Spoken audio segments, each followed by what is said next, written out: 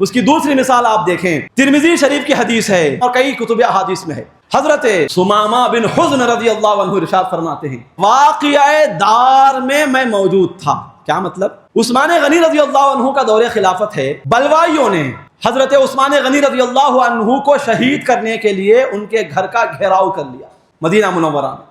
آپ خلیفۃ المسلمین ہیں، امیر المومنین ہیں، 12 سال تک آپ نے خلافت کے امور سر انجام دیے۔ پھر ایک فتنہ اٹھا، اب اس فتنے کا پس منظر کیا ہے پھر کبھی آپ کے سامنے عرض کروں گا۔ ایک فتنہ اٹھا، بلوائی جو تھے جن کا سرغنا ایک یہودی تھا جو مسلمانوں کا لباس پہن کر مسلمانوں میں گھسا ہوا تھا، حضرت عثمان غنی کو کئی دنوں تک کے لیے ان کے گھر میں نظر بند کر دیا گیا تھا۔ حضرت ثمامہ فرماتے ہیں ایک دن حضرت عثمان غنی رضی اللہ عنہ اپنے گھر کے بالا خانے سے اپنے سر کو باہر نکال کر جن لوگوں نے آپ کے گھر کا گھیراؤ کر لیا تھا، بلوائی جنہیں کہا جاتا ہے، ان سے آپ نے خطاب کرتے ہوئے ارشاد فرمایا، حدیث کا مفہوم میں آپ کے سامنے عرض کر رہا ہوں، اے لوگو میں تمہیں اللہ رب العزت کا اور اسلام کے حق کا واسطہ دے کر پوچھتا ہوں، بتاؤ کیا تمہیں معلوم ہے کہ جب رسول اللہ صلی اللہ علیہ وسلم ہجرت فرما کر مدینہ منورہ تشریف لائے تھے، مدینہ منورہ میں بیر روما کے سوائے کوئی ایسا کنواں نہیں تھا جس کا پانی میٹھا ہو۔ فقط ایک ہی کنواں تھا مدینے میں جس کا پانی میٹھا تھا، بیر روما، اور ایک یہودی کے قبضے میں تھا۔ مسلمانوں کو پریشانی ہو رہی تھی، آقا کریم علیہ السلام نے اعلان کیا تم میں کون ہے جو اس بیر روما کو خرید کر اپنا ڈول مسلمانوں کے ڈول کے ساتھ کر دے۔ یعنی حضور نے اعلان کیا کہ تم میں ایسا کون ہے جو اس یہودی سے بیر روما کو خرید کر مسلمانوں کے لیے وقف کر دے تاکہ کوئی بھی مسلمان مدینے کا آ کر یہاں سے پانی لے جا سکے۔ جو بھی ایسا کرے گا اسے جنت میں بھلائی دی جائے گی۔ کیا مطلب؟ جنت کی بھی خوشخبری ہے اس میں، اسے جنت بھی ہے، جنت کی نعمتیں بھی ہیں، اسے جنت میں بھلائی دی جائے گی۔ بھلائی بھی ملے گی کب؟ جبکہ وہ جنت میں جائے۔ مطلب کیا؟ جنت کی خوشخبری حضور سنا رہے ہیں۔ حضرت عثمان غنی نے فرمایا کہ لوگوں میں نے اپنے خالص مال سے، اپنے خالص پیسوں سے کنواں خرید کر مسلمانوں کے لیے وقف کر دیا تھا، اسی کنویں کو آج تم نے مجھ پر بند کر دیا ہے، یہاں تک کہ میں کھارا پانی پینے پر مجبور ہو چکا ہوں۔ یہ سن کر لوگوں نے کہا ہاں ہمیں معلوم ہے، ہاں ہم جانتے ہیں کہ آپ نے ایسا کیا۔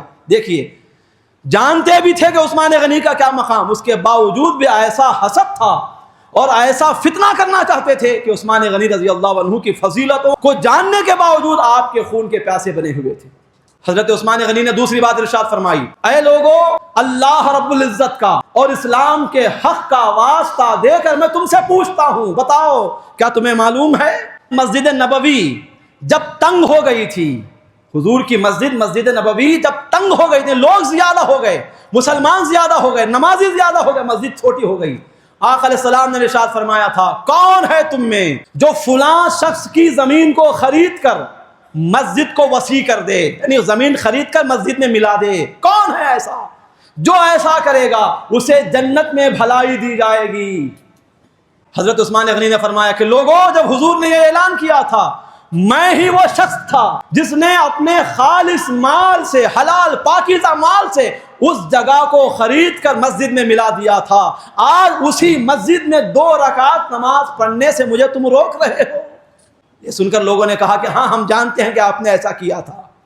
تیسری بات حضرت عثمان غنی نے ارشاد فرمائی کہ لوگوں اللہ رب العزت کا اور اسلام کے حق کا واسطہ دے کر میں تم سے پوچھتا ہوں، بتاؤ کیا تمہیں معلوم ہے کہ حضور اکرم علیہ السلام کوہ صبیر پر تھے، صبیر ایک پہاڑی کا نام، کوہ صبیر پر تھے، آقا علیہ السلام کے ہمراہ حضرت ابوبکر و عثمان تھے اور میں بھی تھا۔ کوہ صبیر ہلنے لگا تو آقا علیہ السلام نے اپنا مبارک قدم اس پہاڑ پر مارا اور ارشاد فرمایا کہ اے صبیر ٹھہر جا، تجھ پر ایک نبی ہے، ایک صدیق ہے، 2 شہید ہیں۔ ایک نبی ہے، ایک صدیق ہے، 2 شہید ہیں۔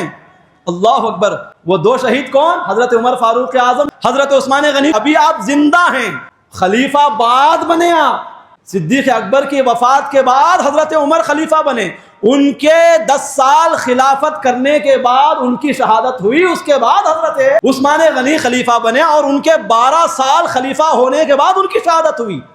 تو کئی سال ہیں ابھی ان کی شہادت میں، حضور علیہ السلام پہلے ہی ارشاد فرما رہے ہیں اے سبیر ٹھہر جا، تجھ پر ایک نبی ہے، ایک صدیق ہے، 2 شہید ہیں۔ یہاں سے حضور اکرم علیہ السلام کا علم غیب بھی ثابت ہوا۔